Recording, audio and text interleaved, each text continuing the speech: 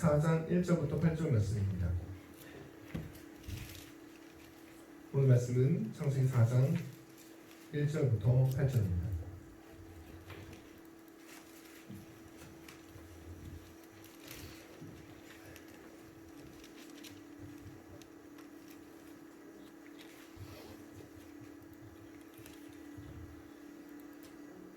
창세기 4장 1절부터 8절 말씀 다 찾으셨으면 한 절씩 교독하고 마지막 절 같이 읽도록 하겠습니다. 제가 먼저 읽겠습니다. 아담이 그의 아내 하와 동침하매 하와가 임신하여 가인을 낳고 이르되 내가 여호와로 말미암아 둥남하였다 하니라. 그것도 가인이 아벨을 낳았는데 아벨은 양 치는 자였고 가인은 농사 짓는 자였더라. 세월이 지난 후에 가인은 땅의 소산으로 제물을 삼아 여호와께 드렸고 아벨은 자기의 여자의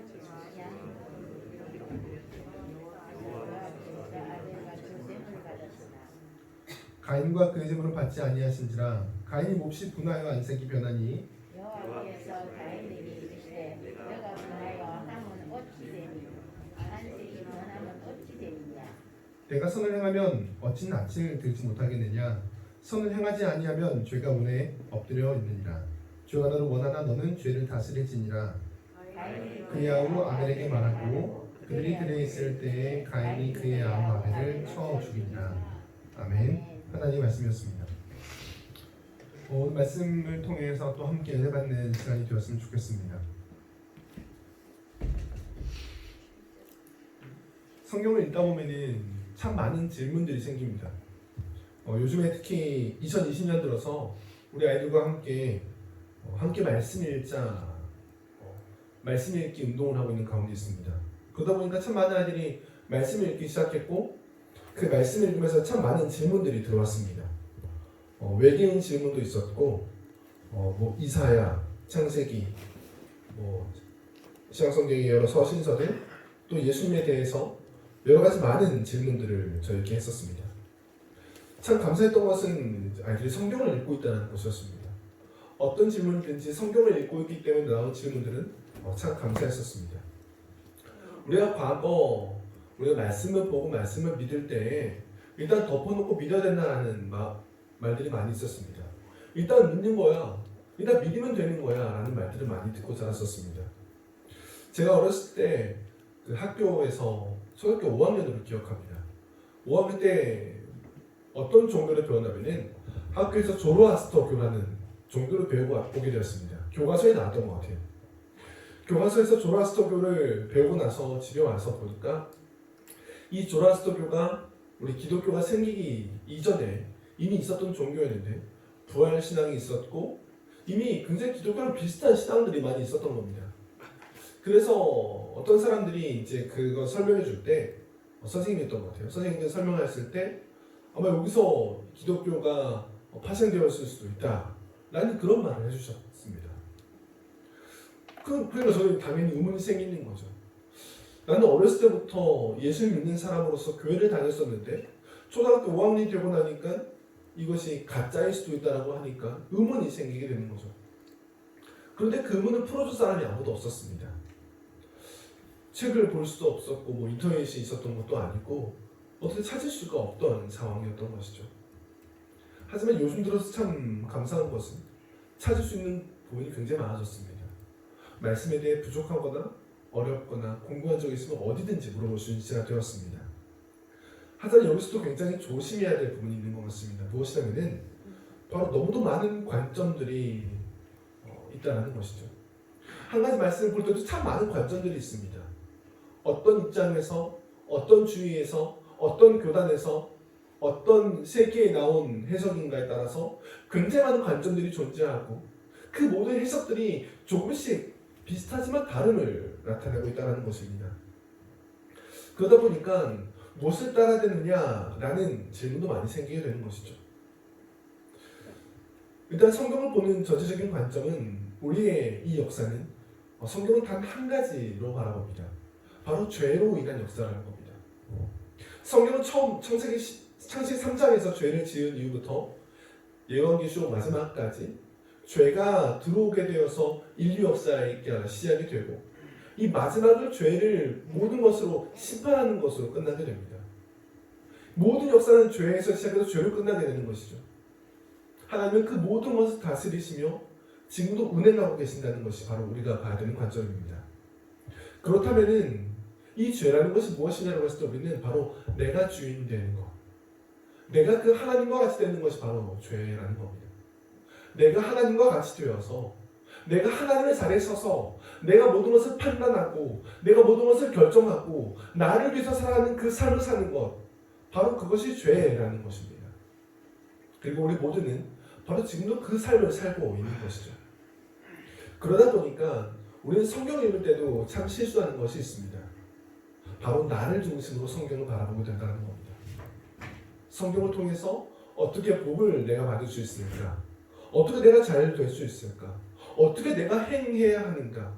내가 어떻게 무엇을 얻을 수 있는 것인가? 계속해서 나를 기준으로 나를 위해서 이 말씀을 바라보게 될 때 결국 우리는 잘못된 관점으로 성경을 바라볼 수밖에 없다는 것입니다. 왜냐하면 그것은 인간 중심이기 때문입니다. 성경은 인간이 주인공이 아니라고 이야기를 합니다. 요한복음 5장 39절에 이렇게 이야기를 합니다.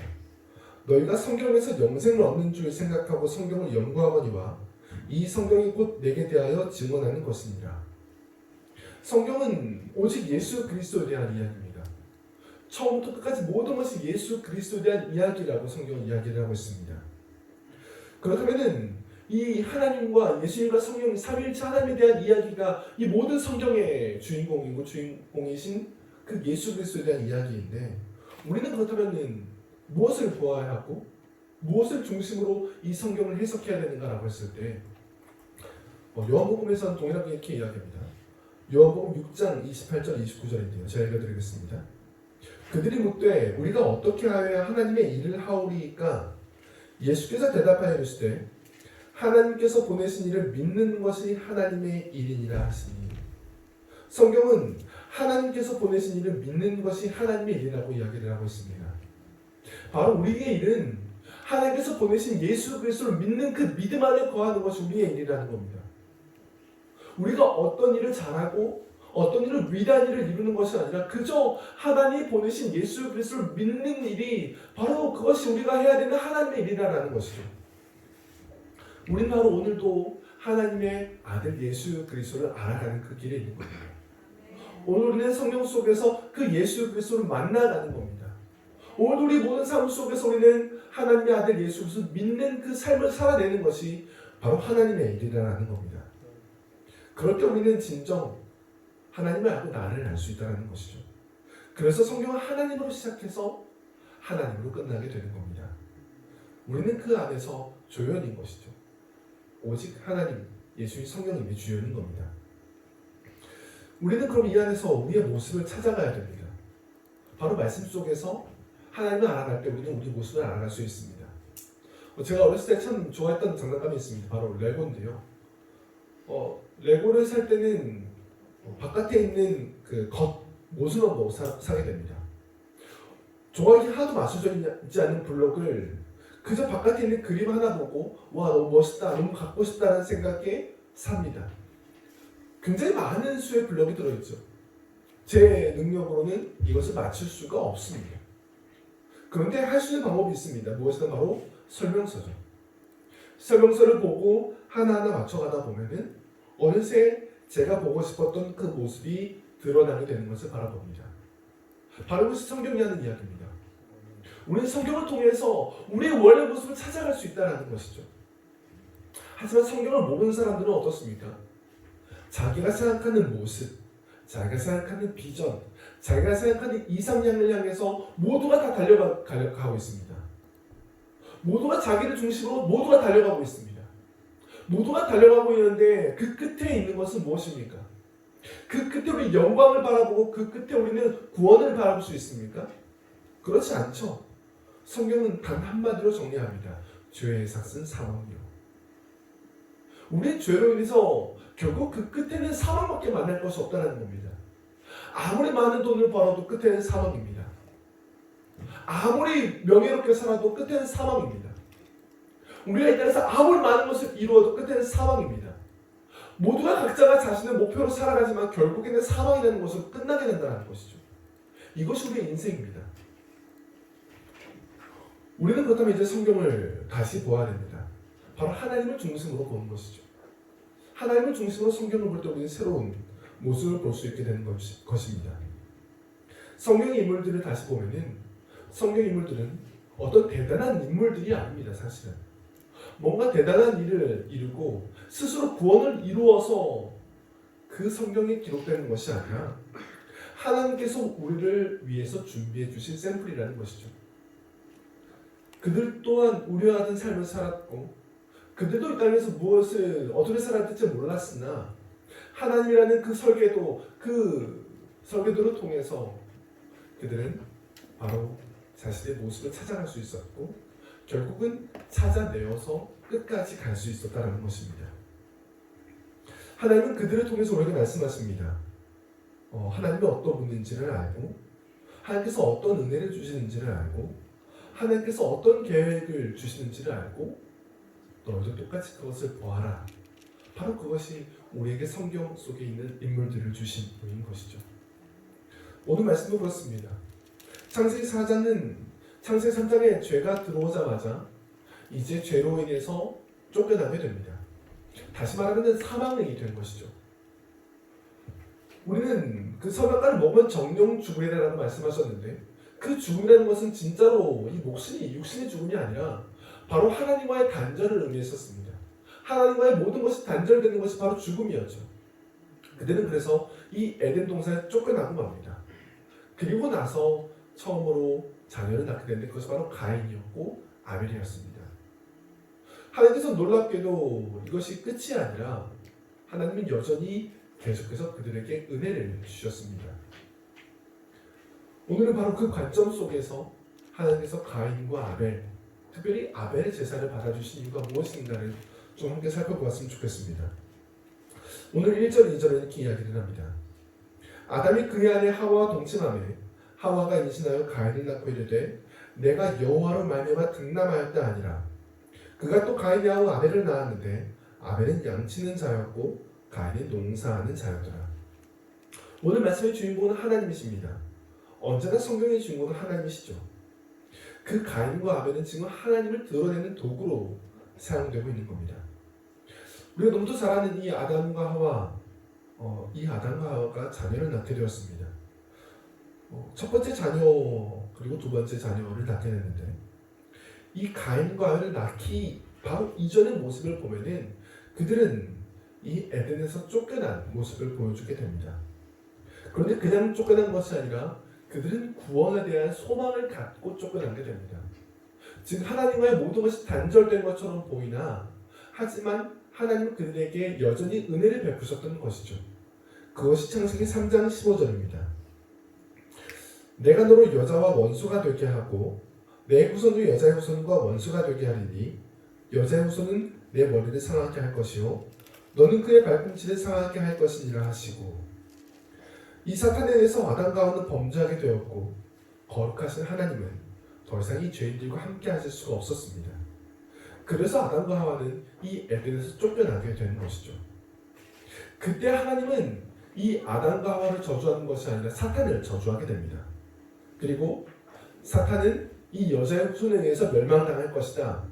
다시 말하면은 이들을 향한 심판과 함께 하나님의 백성들을 구원하겠다라는 이 심판과 구원의 메시지가 창세기 3장 15절 바로 이 원복음에 나타나 있는 것입니다. 여자 후손을 보내시려는 그 하나님의 계획과 하나님의 모든 것을 망치려는 이 사탄의 계획이 충돌하게 되는 것이 이때 있고 이때부터 모든 것은 여자의 후손을 나타내기 위한 하나님의 계획이 어떻게 드러나는가 그 구속사가 성경 전체에 흐르게 되는 것입니다. 그런데 중요한 것은 누가 하냐는 겁니다. 누가 하느냐? 창세기 3장 15절 처음과 끝을 이렇게 이야기합니다.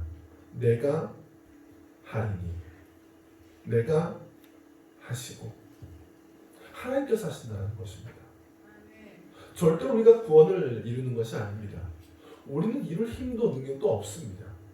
창세기 3장 15절도 하나님께서 하시겠다라는 것이고 그 이후에 흐르는 모든 것은 다 하나님께서 하시겠다, 하고 계시다, 이루신다. 바로 우리는 그 마지막을 요한계시록을 통해서 이미 보는 것이죠. 우리는 이미 알고 있습니다.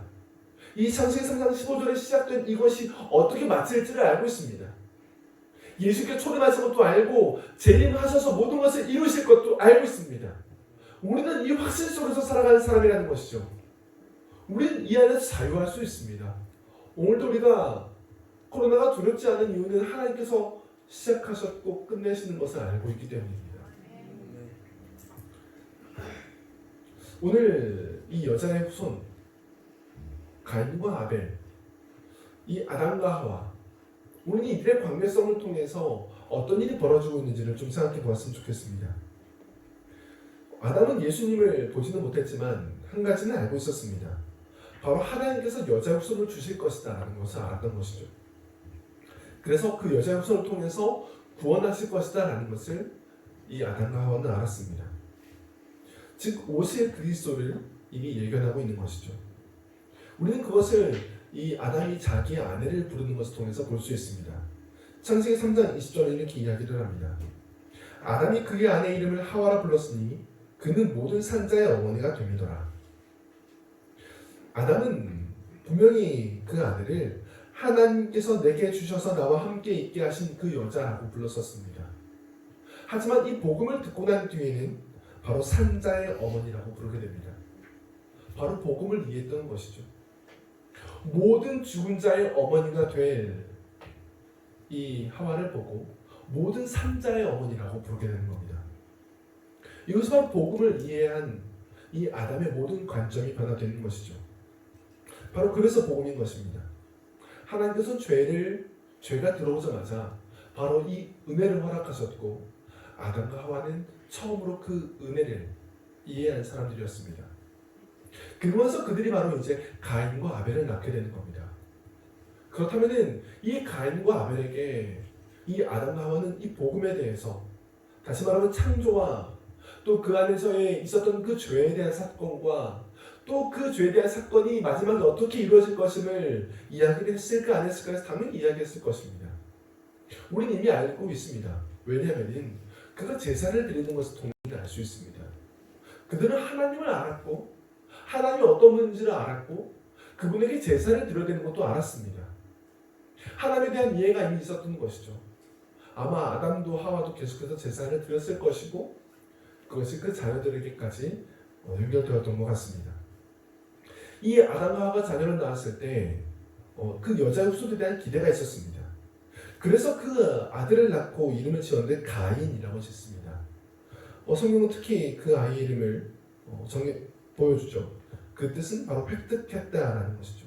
내가 여호와로 말미암아 내가 등남하였다.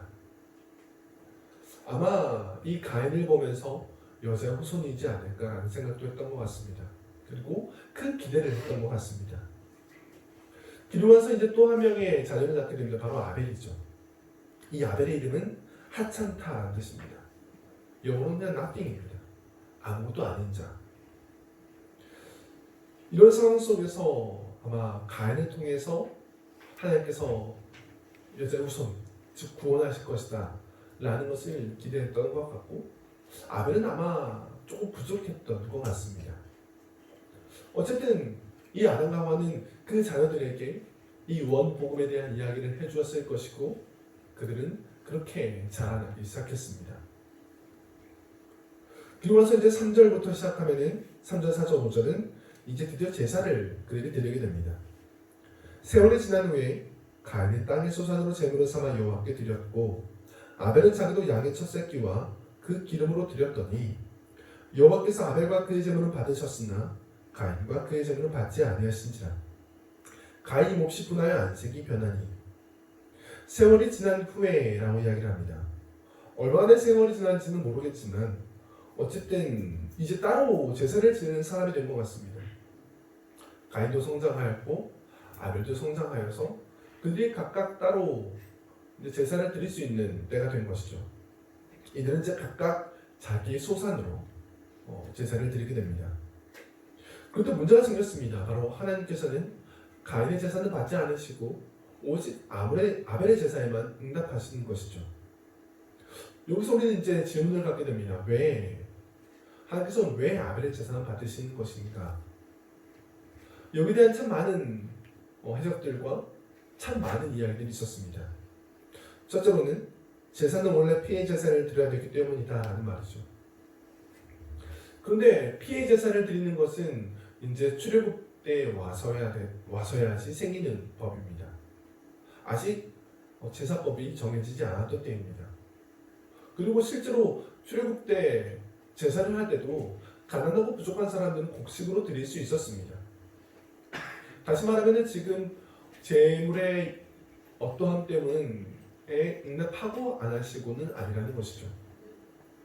두 번째는 하나님은 곡식보다 고기를 좋아하신다. 말도 안 되는 해석이죠.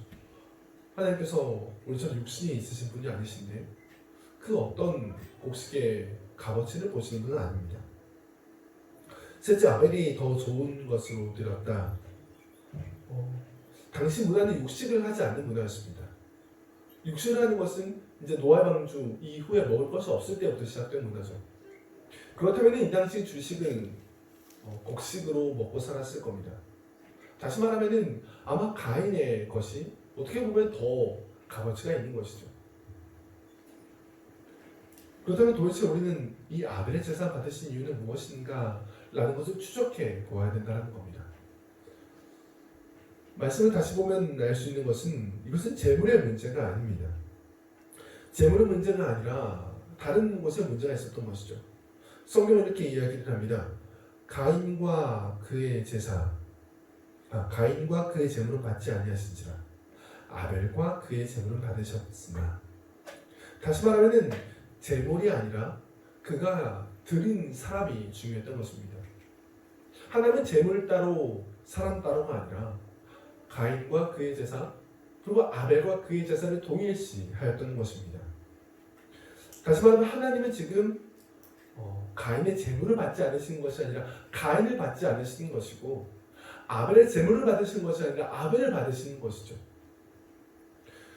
우리는 여기서 다시 봐야 될 것이 있습니다.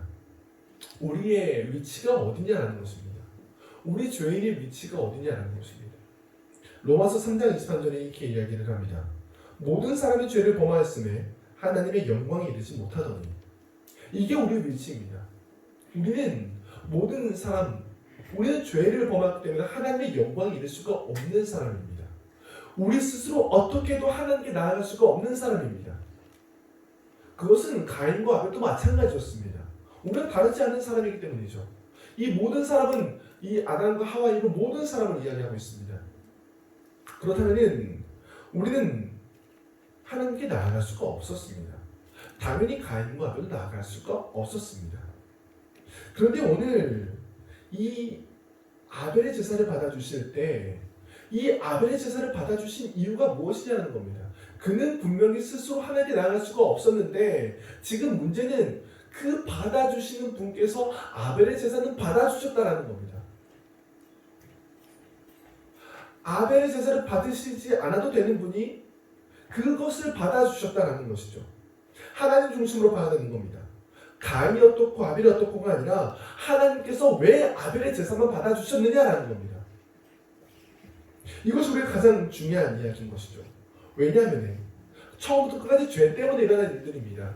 죄가 들어오게 되었고 우리는 사망에 이르게 되었습니다. 모든 사람이 이 사망 속에 살게 되었습니다. 우리의 끝은 사망밖에 없습니다. 우리는 모든 어려움과 고통과 슬픔과 이 모든 것들이 다 이 죄 때문에 일어나고 있는 상황 속에 살아가고 있습니다. 그리고 그 어느 누구도 죄를 극복한 사람이 없는 것이 이 구속사 안에 있는 것이죠. 그런데 지금 이 아벨이 그 죄 문제의 해결 속에서 그 힌트를 보게 되었다는 겁니다. 하나님께서 아벨을 받아주셨고 하나님께서 아벨의 재물을 받아주셨고 다시 말하면 지금 하나님께서는 아벨과 다시 화목하게 되었다. 다시 말하면 그 죄 문제가 해결되었다. 그 아벨을 의롭게 받아주셨다라는 것이 되게 되는 겁니다. 이것을 히브리서 11장 4절을 보면은 이렇게 이야기를 하고 있습니다. 믿음으로 아벨은 가인보다 더 나은 제사를 하나님께 드림으로 의로운 자라 하시는 증거를 얻었으니 하나님이 그 예물에 대하여 질문하심이라. 그가 죽었으나 그 믿음으로써 지금도 말하느니라. 성경은 지금 아벨이 하나님께 제사를 드렸는데 그것을 믿음으로 드렸다라고 이야기를 하고 있습니다. 그리고 하나님은 바로 그 아벨을 의롭다 여기셨다라고 이야기하고 있는 것이죠. 우리는 이것 외에 다른 것으로 해석할 수가 없습니다. 성경이 증언하는 것만으로 우리는 해석을 해야 되는 것이죠. 성경은 지금 아벨이 믿음이 있었고 하나님은 그 믿음으로 그를 의롭다 칭하여 주셨다라는 것입니다. 그래서 바로 그 예물에 대해서 하나님이 증언하시는 것이죠. 우리가 히브리서 11장의 이 믿음장을 보게 되면은 믿음이 무엇이냐에 대해서 계속해서 언급이 됩니다. 그 믿음의 조상들의 삶을 보면은 그 믿음 있는 자들의 뛰어남을 이야기하고 싶은 것이 아닙니다. 성경은 절대로 사람이 주인공이 아니죠. 그 믿음 있는 사람들이 뛰어나는 것을 이야기하고 싶은 것이 아니라 도대체 믿음이 무엇이냐?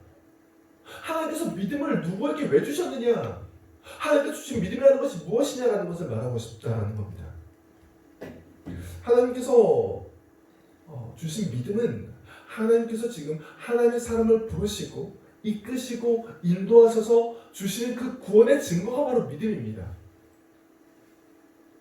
내가 스스로 믿음을 만들어내어서 내가 구원을 얻겠다고 결정하여서 내가 스스로 믿음을 만들어가는 것이 아니라 하나님께서 하나님의 사람을 이미 창세전에 택하셨고 그들을 설득하고 그들을 이끄시고 그들을 불러서 하나님의 사람으로 만들어 가셔서 만들어내는 것이 바로 믿음이라는 것이죠. 저는 믿음을 예수님을 통해서 하나님과 연결되는 것이라고 정의를 해보았습니다.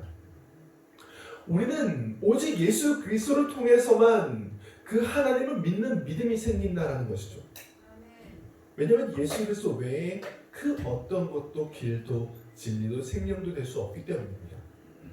예수님을 통해서만 우리는 바로 이 죄 문제의 해결, 하나님과의 연결이 다시 이루어진다는 것입니다. 그렇다면 그 아벨은 어떻습니까? 성경은 아벨에 대해서 많은 이야기를 하고 있지 않습니다.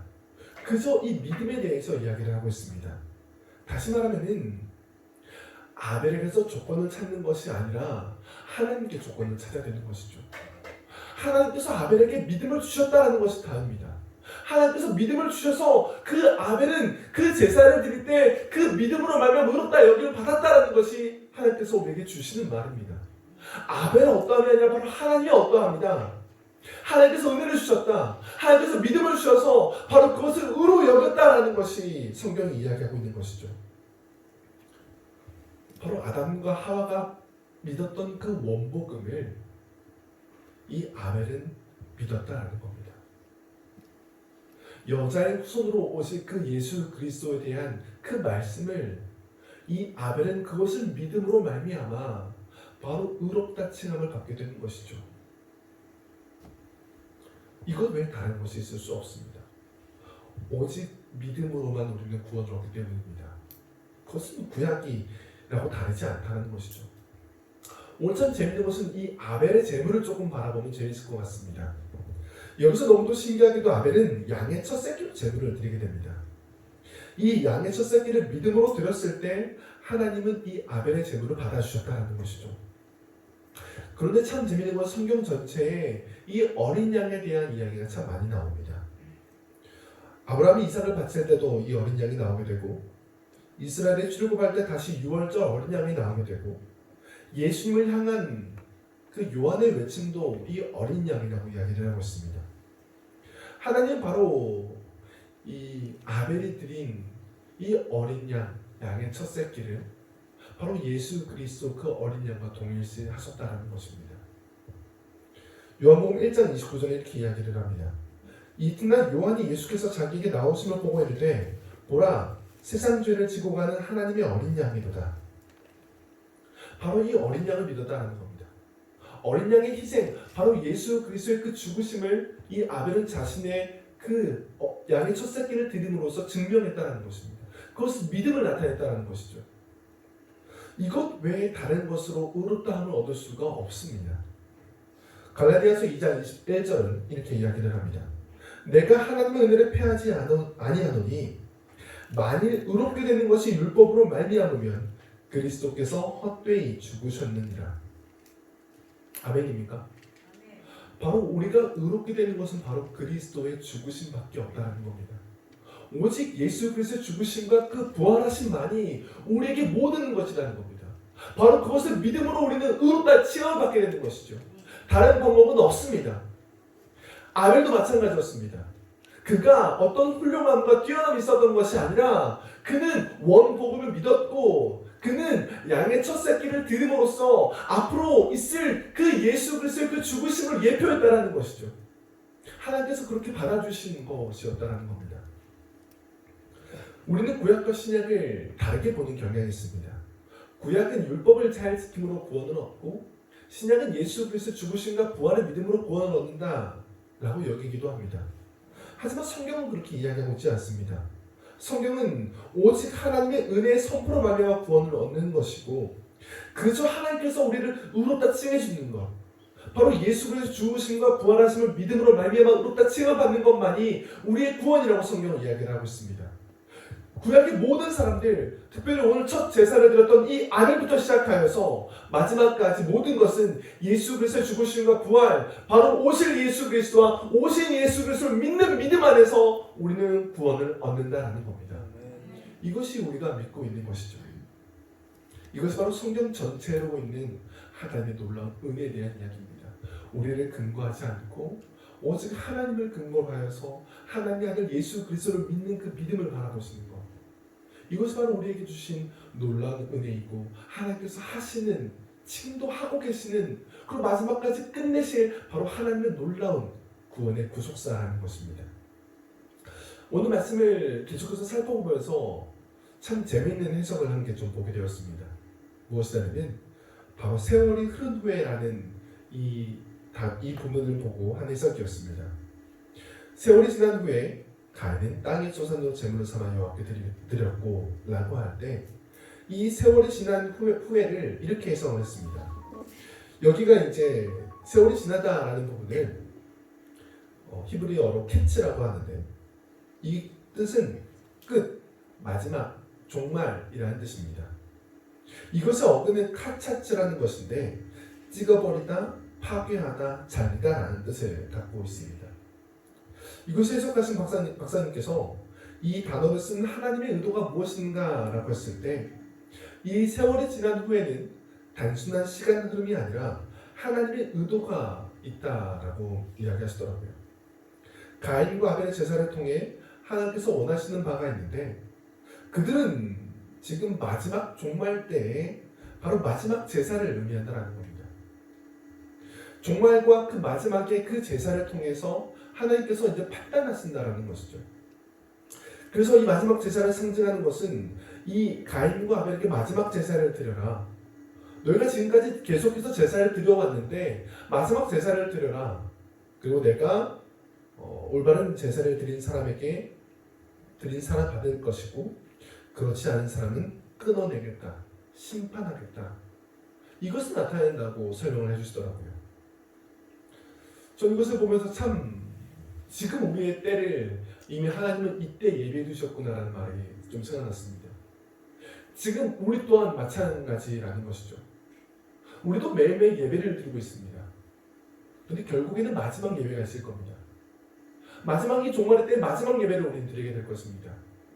그리고 그 마지막 예배가 끝나는 그때 하나님은 하나님 앞에 예배를 잘 드린, 하나님의 뜻대로 예배를 드린 그 사람들은 구원할 것이고 그렇지 않은 사람들은 끊어내실 것이라는 것이죠. 바로 종말의 메시지다라는 것입니다. 가인과 그의 재물, 아벨과 그의 재물이었다는 것은 하나님은 사람과 그 재물을 따로 보지 않았습니다. 즉 사람과 재물을 같이 보았습니다. 우리도 마찬가지입니다. 우리도 이 시대에 동일하게 하나님께 예배를 드리고 재물을 드리고 있죠. 그런데 그것이 무엇입니까? 라고 했을 때는 로마서 11장 1절을 좀 볼 수 있습니다. 그러므로 형제들아 내가 하나님의 모든 자비하심으로 너희를 권하노니 너희 몸을 하나님이 기뻐하시는 거룩한 산제물로 드리라. 이는 너희가 드릴 영적 예배니라. 지금 우리는 우리의 몸을 하나님께 산제물로 드리고 있는 시기입니다. 우리의 삶이 곧 우리의 제물이고 우리의 예배라는 것입니다. 우리는 지금 모든 삶으로 나의 모든 몸으로 하나님께 예배를 드리고 있는 사람이라는 것이죠.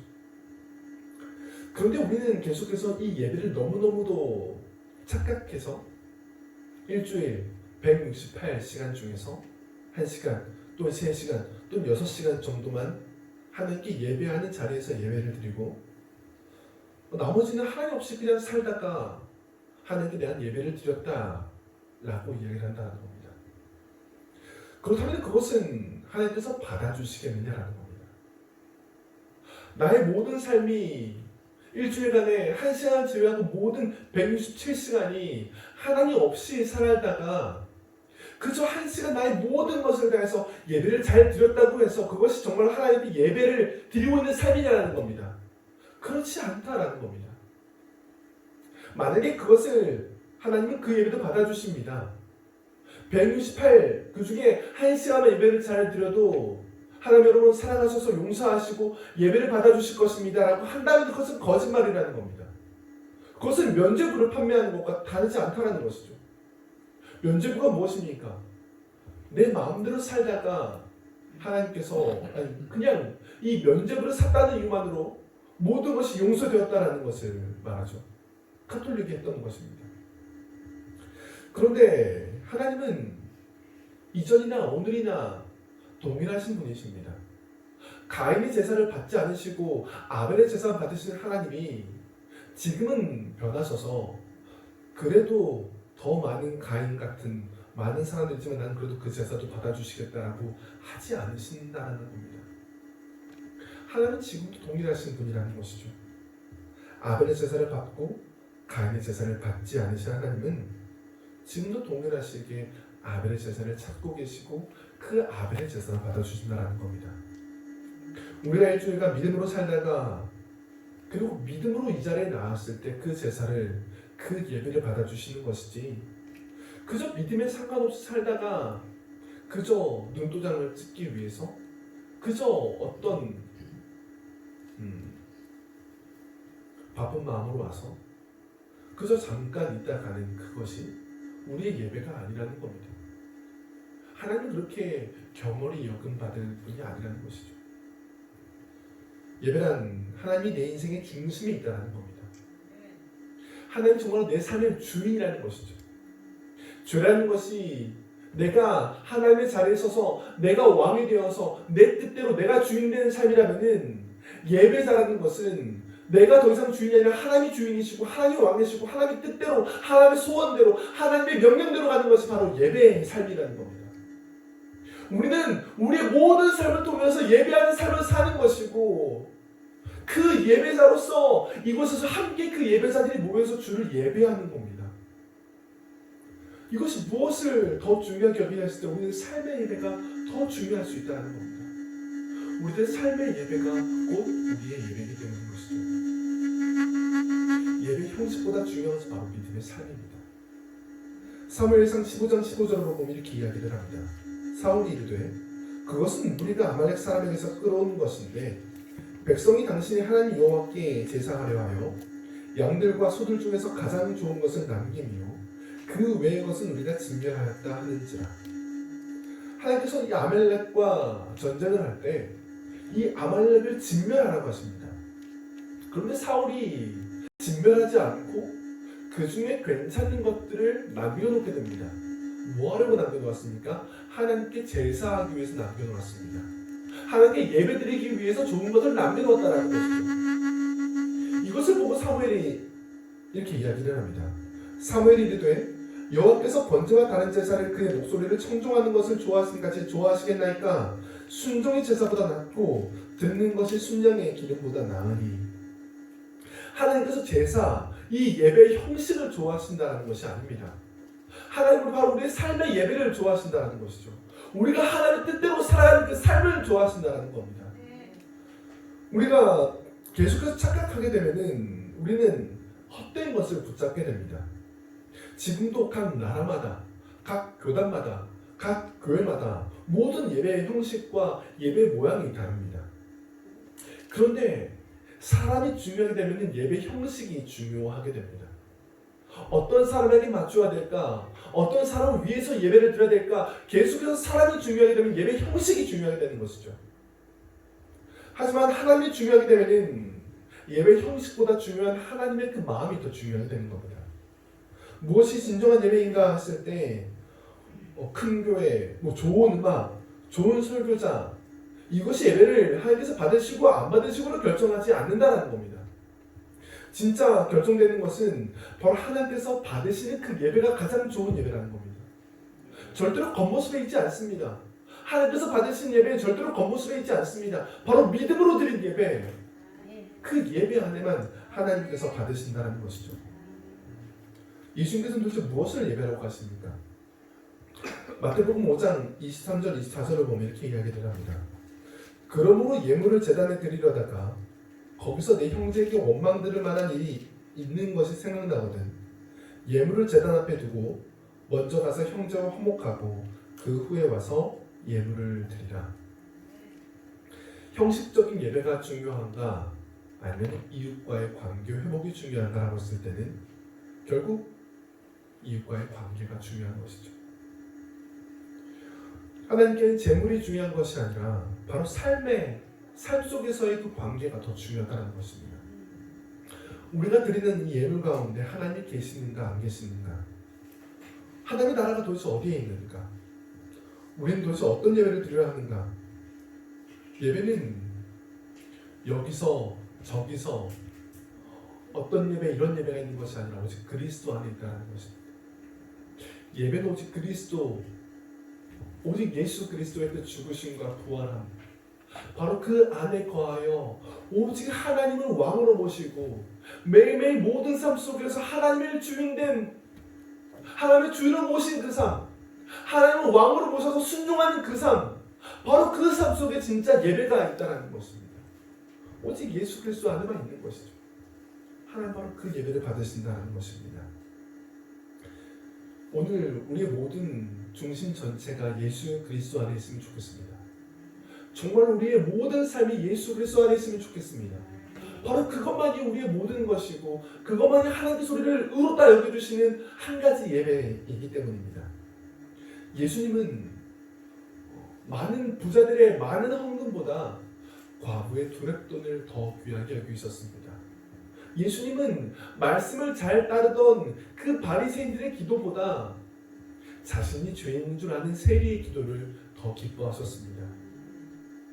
우리가 오늘 이 자리에 나오고 우리가 또 이 땅을 살아가고 우리가 이 땅에서 하나님 앞에서 살아갈 때, 우리가 예배를 드릴 때 우리가 도대체 무엇을 중심으로, 무엇을 위해서, 무엇을 바라보면서 이곳에 있을 것인가, 우리는 그것을 매일매일 점검해야 할 것입니다. 가인은 그 자리에서 실패하고 말았습니다. 가인은 하나님을 바라보는 것이 아니라 자기 의로 나아가려고 노력했습니다. 내가 제사를 드렸는데, 내가 하나님께 나아갔는데, 내가 하나님께 얼마나 열심히 했는데, 나를 근거로 내가 주인된 삶을 여전히 살아가면서 하나님을 예배하는 것은 그것이 예배가 아니다라는 것이죠. 예배란 바로 내가 죽고 오직 예수의 죽으심과 부활함 속에서 내가 아니라 오직 하나님 왕이 되셔서 하나님을 모시고 하나님의 그 뜻대로 하나님께 순종하면서 살아가는 그 삶 자체가 예배인 것이고, 그 예배를 기뻐 드리기 위한 자리가 바로 이 예배의 자리라는 것입니다. 오늘 무엇을 바라보고 계십니까? 정말 무엇을 위해서 살고 계십니까? 어떤 마음으로 지금 이 자리에서 예배하십니까? 우리는 지금 알지 못합니다. 나의 예배가 정말로 바른 예배인지, 받고 계시는지, 저 사람은 어떤지 우리는 아무것도 알지 못하죠. 하지만 세월이 지난 후에, 정말 세월이 지난 후에 예수님께서 오시는 그날 모든 것이 판결날 것입니다. 그때 하나님 앞에서 예수 그리스도의 죽으심과 부활하심을 믿는 그 믿음으로 살아가는 사람들은 하나님께서 구원하실 것이고, 그렇지 못한 자들, 어쩌면 교회에 있지만 주여 주여 하지만 여전히 나를 중심으로 나를 위해서 살았던, 나를 위해 예수님을 이용하고자 했던 수많은 사람들은 주님께서 내가 너희를 알지 못한다, 라고 하실 것입니다. 저는 우리가 사도 바울이 이야기했던 것처럼 오늘도 두렵고 떨림으로 그 구원을 이루어갔으면 좋겠습니다. 정말로 두렵고 떨림으로 내가 예수 그리스도 안에 있는가, 내가 예수 그리스도라는 방주 안에 타고 있는가, 내가 정말로 이 모든 삶 속에서 예수로 인한 삶을 살고 있는가, 날마다 점검하면서 하나님의 뜻 안에서 예수 그리스도의 그 죽으심과 부활함을 믿으며 하나님이 왕 되신 그 삶을 살아내는 우리 모두가 되시기를 축복합니다. 함께 찬양하겠습니다. 오직 예수뿐이냐입니다. 찬양할 때 정말로 하나님 안에, 예수 안에 있음을 함께 고백하면 좋겠습니다.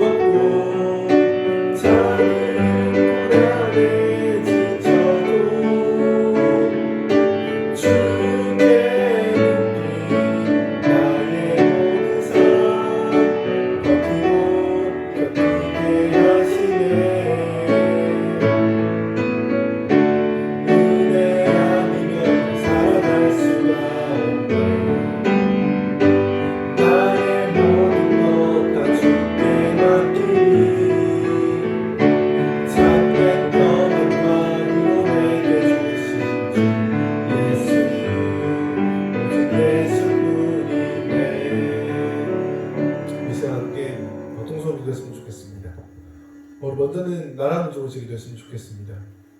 나라 민족 계속해서 코로나 바이러스로 인해서 또 정치적으로, 경제적으로 참 많은 것이 어려워졌습니다. 그런데 하나님께서 또 이 나라를 사랑하시고 이 나라를 인도하심을 믿습니다. 이 나라를 이끄시는 분이 바로 하나님이신 줄 믿습니다. 하나님, 이 나라를 붙들어 주시고 이 나라를 하나님의 나라로 인도하여 주시옵소서. 주를 예배하고 주를 전도하고 주의 뜻이, 주의 그 가치관이 이 나라에 끝까지 흐를 수 있도록 도와달라고 그렇게 기도하면 좋겠습니다. 그리고 하나님, 이 코로나19가 빨리 이 나라에서 물러나서 우리 모든 가정들과 모든 교회 식구들이 다시 함께 모여서 다시 주를 예배하고 어떤 눈치도 보지 않고 하나님 마음껏 찬양할 수 있는 그런 나라 되게 달라고 먼저 동서랑 기도하시겠습니다. 아버지 감사합니다. 하나님, 이렇게 기도합니다. 하나님, 나라 민족, 주님을 사랑하시는 나라 민족입니다. 하나님, 하나님의 나라 민족입니다. 아버지, 은혜를 더하여 주시옵소서. 부족합니다. 연약합니다. 아버지, 여전히 경제, 문화, 사회 모든 것이 망가져가고 있는 것을 바라봅니다. 하지만 하나님, 이 나라 민족은 하나님이십니다. 하나님께서 돌보시고 하나님께서 보호하시고 하나님께서 바꾸실 수 있는 줄 믿습니다. 아버지, 은혜를 더하여 주시옵소서. 이 나라의 민족들을 주께서 축복하여 주시고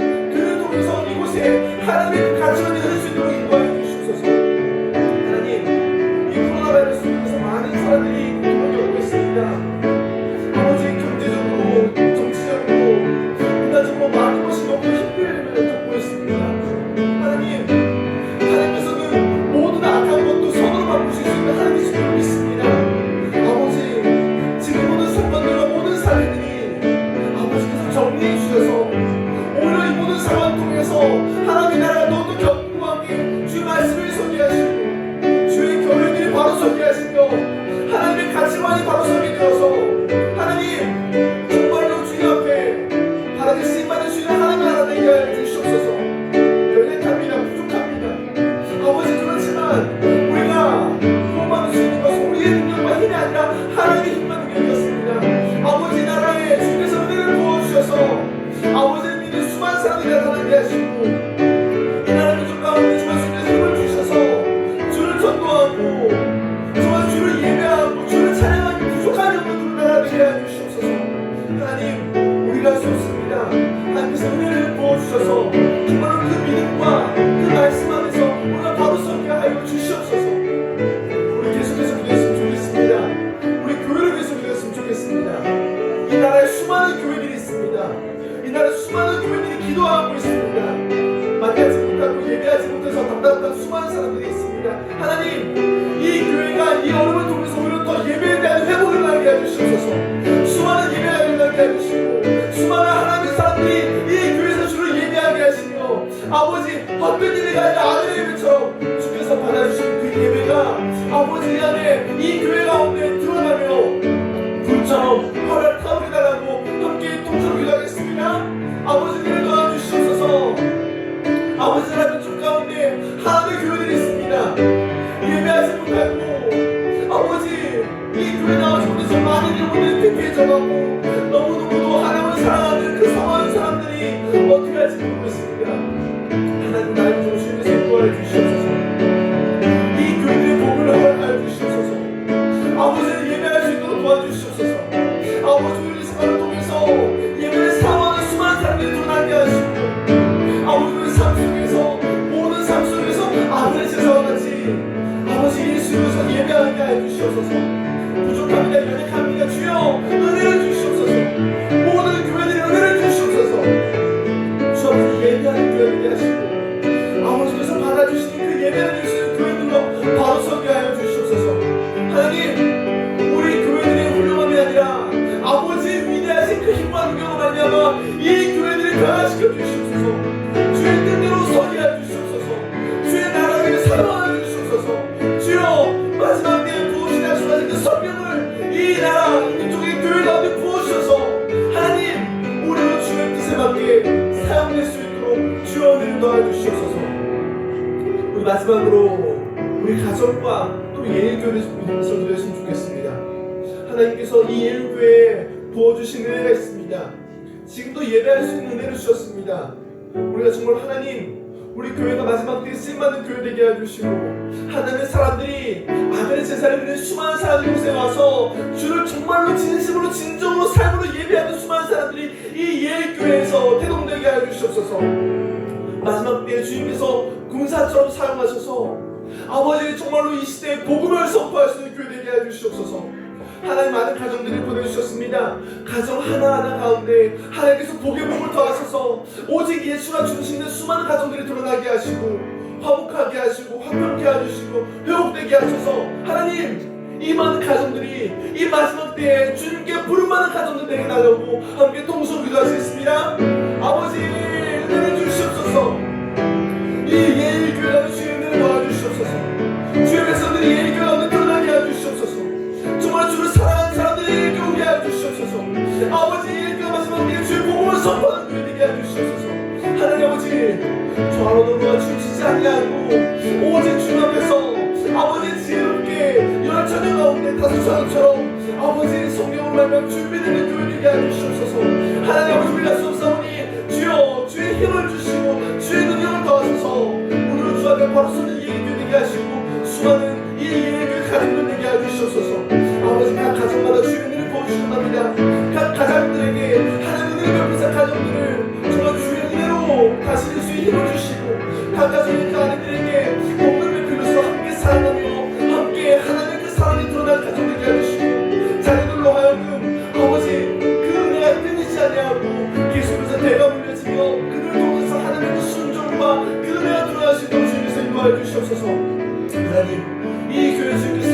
교회입니다. 아버지께서 은혜를 주시옵소서. 아버지 돌봐주시옵소서. 역사하여 주시옵소서. 아버지 은혜를 베풀어 주시옵소서.